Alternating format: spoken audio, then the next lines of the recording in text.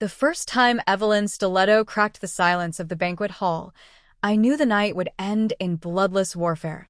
"Your cousin's tuition starts next month," she announced, fork poised like a gavel. "Family looks after family, Marcus. You've had your spotlight." The words landed harder than the dean's handshake an hour earlier. I'd clawed through night shifts, ramen dinners, and a full-ride scholarship that still left me short. Across the linen, my cousin Lila studied her plate. Uncle Ray buttered a roll that never reached his mouth. The room of professors and proud parents pretended not to hear. "And if I refuse?" I asked. Evelyn's smile was winter glass. "Then pack before dessert." I wasn't always her ledger entry. When Dad vanished with a receptionist and half the savings, she'd clutch me at 2 a.m., whispering, "You're my redo, kid." I believed the myth until the new husband arrived and love began arriving with itemized receipts. The shift was surgical. She'd brag about our lake house to neighbors, then hiss that the water bill was mine alone.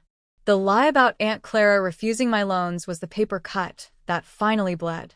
I started listening. Evelyn collected control the way others collect art, framed, lighted, appraised. So when she threatened eviction, I simply nodded, finished the salmon, and excused myself to the restroom. There, I texted Aunt Clara, "It's time." 3 weeks earlier, Clara, Dad's older sister, the one Evelyn dismissed as frugal, had quietly moved the lake house title into an irrevocable trust. My trust. Not spite, insurance. Clara had watched Evelyn auction childhood photos for cruise deposits. She wanted me roof-proof. Mom got the certified letter on a Tuesday. I was at my new internship downtown. She opened it alone.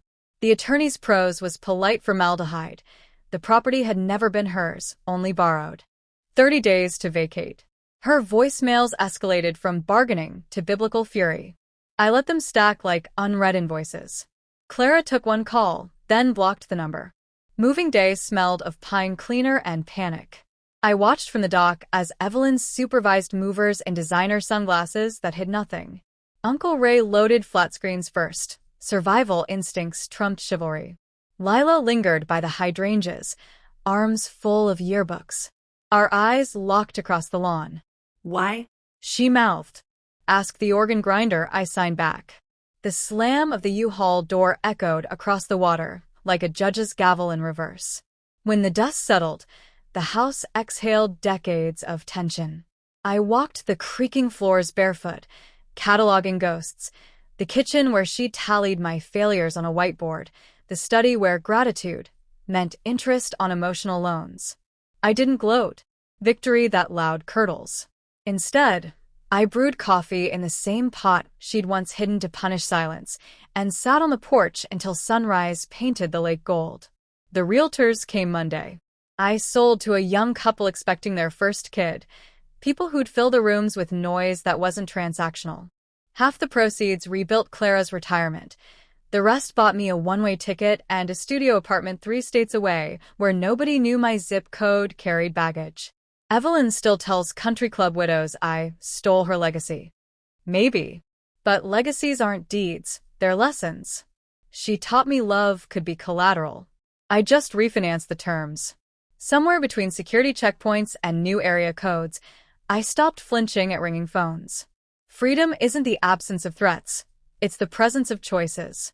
And for the first time, every door I open stays open because I hold the key.